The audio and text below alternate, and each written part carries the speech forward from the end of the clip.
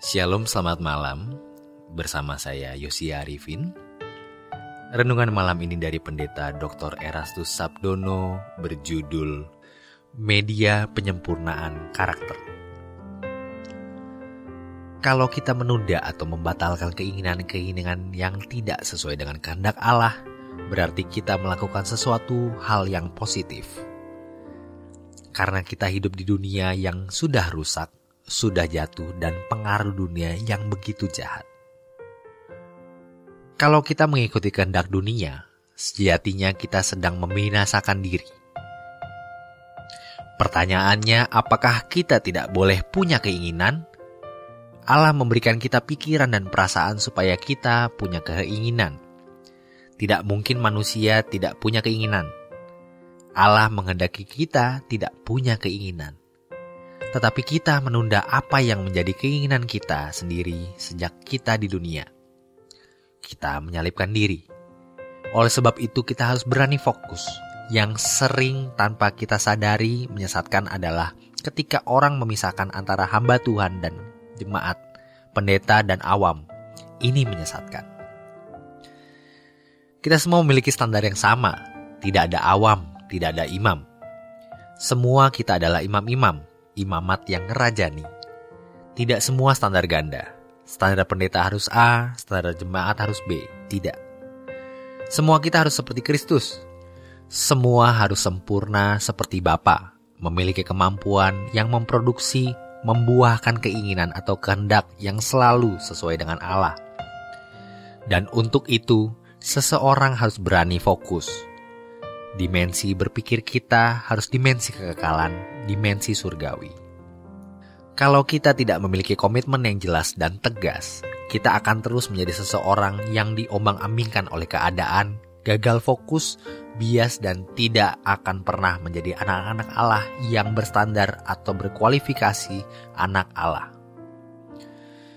Mari kita bertobat. Tujuan hidup kita hanya satu, sempurna seperti Bapa. Artinya berkemampuan untuk bisa berpikir, berperasaan sekualitas dengan Allah Bapa, supaya membuahkan kehendak, memproduksi keinginan-keinginan yang selalu melakukan sesuai dengan kehendak Allah. Dan kita yang menentukan diri kita. Kalau kita mengonsumsi apa yang dunia sediakan, kita tidak akan pernah memiliki kecerdasan rohani, logika rohani.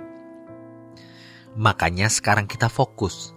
Jangan menonton yang tidak perlu ditonton. Ketika kita membuka gadget, akan ada yang tidak boleh ditonton. Kita tidak perlu menonton. Itu merusak.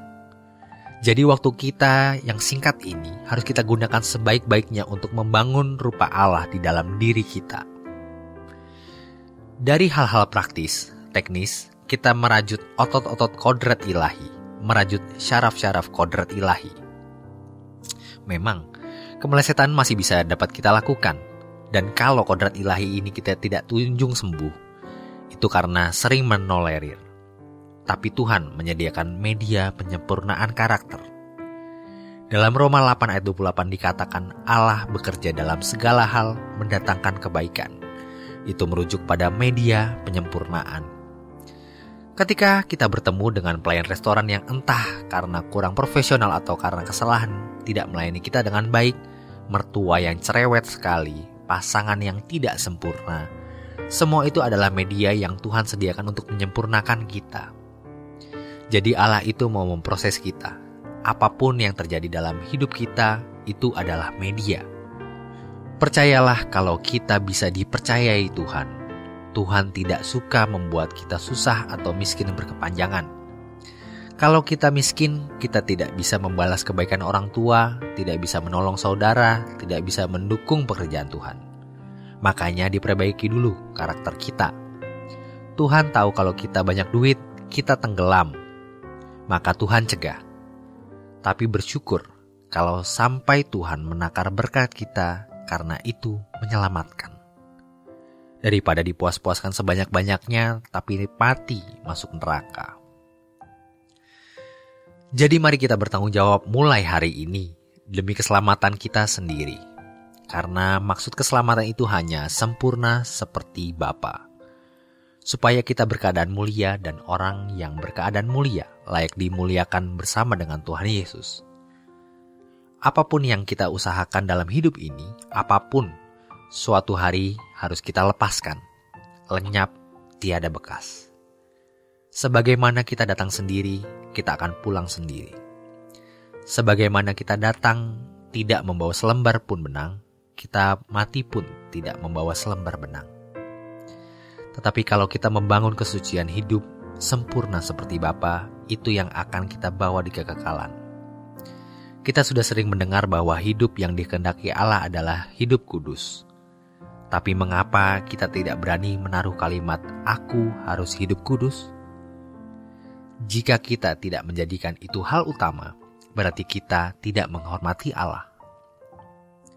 Firman Tuhan mengatakan tanpa kesucian tidak seorang pun memandang Allah. Maka kita tidak boleh menolerir dosa. Kita harus nekat. Kalau tidak, kita tidak akan pernah keluar dari kubangan dosa, dari ikatan dosa yang mengikat. Berbahagialah orang yang suci hatinya karena dia akan melihat Allah. Kiranya di tengah gelapnya dunia ini, Elohim Yahweh masih menemukan manusia-manusia yang bercahaya seperti bintang-bintang di cakrawala. Dan orang-orang itu adalah kita. Maka jangan takut bertobat. Jangan takut punya janji untuk hidup suci. Dan jangan takut berkomitmen sempurna seperti Bapa. Dan jangan kita menunda. Demikian renungan pada malam ini. Selamat beristirahat, Tuhan Yesus memberkati.